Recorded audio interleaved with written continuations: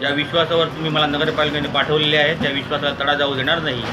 ज्या दिवशी माझ्यावर भ्रष्टाचाराचा आरोप सिद्ध होईल त्या दिवशी एक क्षणी मी त्या पदावर राहणार नाही.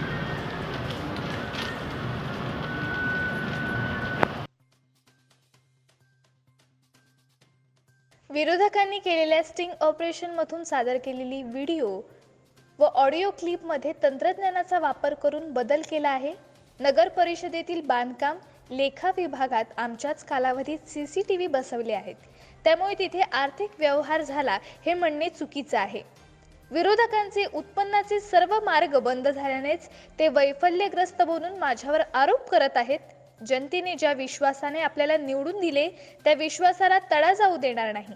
ज्या दिवशी माझ्या विरोधात भ्रष्टाचाराचा आरोप सिद्ध होईल त्या दिवशी एक क्षणही त्या पदावर राहणार नाही, असे नगराध्यक्ष महेश कांदळगावकर यांनी पत्रकार परिषदेत स्पष्ट केले.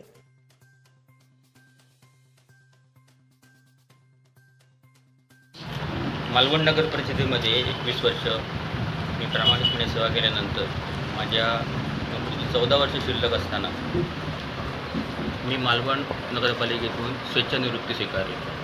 त्याचं कारण आतापर्यंत मी कोणाला सांगितलं नव्हतं, पण तिकडच्या या असल्या लोकांच्या राजकारणाला कंटाळून मी नगरपालिका सोडण्याचा निर्णय घेतला होता. पण त्यानंतर मालवण नगर परिषदेची 2016मध्ये जनतेतून नगराध्यक्षाची निवडणूक झाली.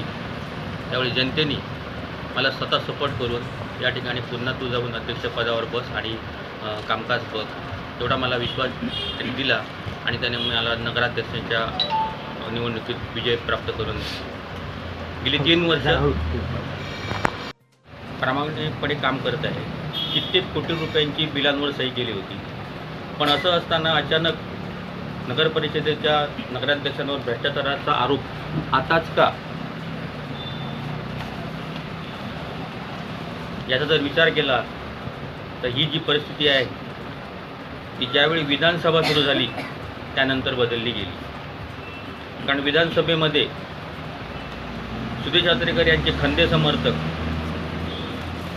ज्यांच्या जीवावर ते यापूर्वी निवडणूक जिंकत आले ते नरेश हुले ज्यांचा मी शिवसेनेत प्रवेश घेतला आणि तेच शल्य त्यांना बोलत होतो.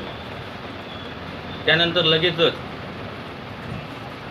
स्वाभिमानचे तालुकाध्यक्ष नेहमी त्यांची पाठराखण करणारे मंदार केणी, यतीन खोत, शिदा गिरकर, बाई कसवकर हे त्यांच्या गटातले लोक त्यांच्या कारभारांना कंटाळूनच आमच्यासोबत शिवसेनेमध्ये दाखल झाले. आणि या सगळ्यांचा एकत्रित परिणाम ज्या विधानसभेमध्ये आम्हाला 1300 मतांचं मताधिक्य मिळालं ते नगराध्यक्षपदाचं आहे. त्यामुळे भविष्यात मालवणमध्ये वाढणारी शिवसेना बघता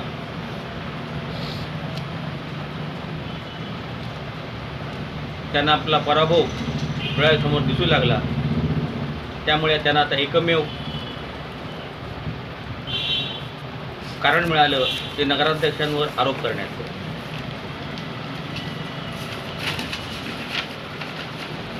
त्यामुळे त्यांनी जी ही तथाकथित खोटी एडिट केलेली आणि तंत्रज्ञानाचा गैरवापर केलेली क्लिप जनतेसमोर आणलेली आहे.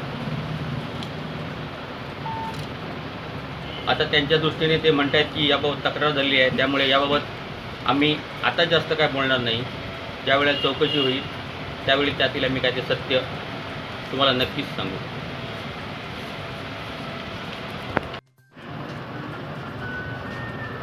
हे मालवण नगर परिषदेमध्ये गेले कित्येक वर्षात आहे आणि त्यांची माझ्या मताप्रमाणे सर्व रोजीरोटी नगरपालिकेवरच चालू आहे. त्यांनी आणि त्यांच्याबरोबर कोण आहेत त्यांनी आपले व्यवसाय डिक्लेअर करावे, त्याच्यापासून कुठलं उत्पन्न मिळतं ते त्यांनी डिक्लेअर करावे. आणि असे असताना त्यांचे मुंबईसारख्या महागड्या ठिकाणी एवढ्या कोटीचे फ्लॅट कसे याचं आणि जनतेला उत्तर द्यावं.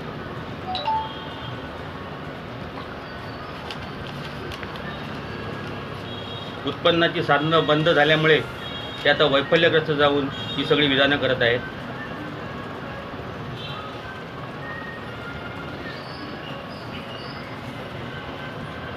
नगर परिषदेची मागची टेंडर्स बघा, आणि सध्या आणि टेंडर्स बघा, सध्या बहुतांशी टेंडर ही बिलो येत आहे आणि त्याचं कुठेतरी शल्य जे नेहमी कॅल्क्युलेटर घेऊन बसतात त्या अशा विरोधकांना झालेलं आहे.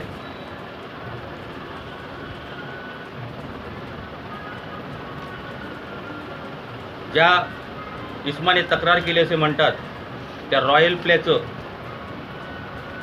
टेंडर हे 38% दबाव आणत होते, आपल्याला चांगले मिळणार नाही मटेरियल. अशा वेळी आम्ही ते टेंडर मंजूर केलं आणि चांगली खेळणी पण त्या ठिकाणी बसवली. 20 लाखाचं टेंडर आम्ही 12 लाखाला मंजूर केलं आणि नगरपालिकेचा 8 लाख रुपयाचा फायदा करून दिला. जर आम्हाला असे व्यवहार करायचे असतील तर आम्ही बिलो टेंडर मंजूर केली नसती, आम्ही अबोव टेंडर मंजूर केली असती.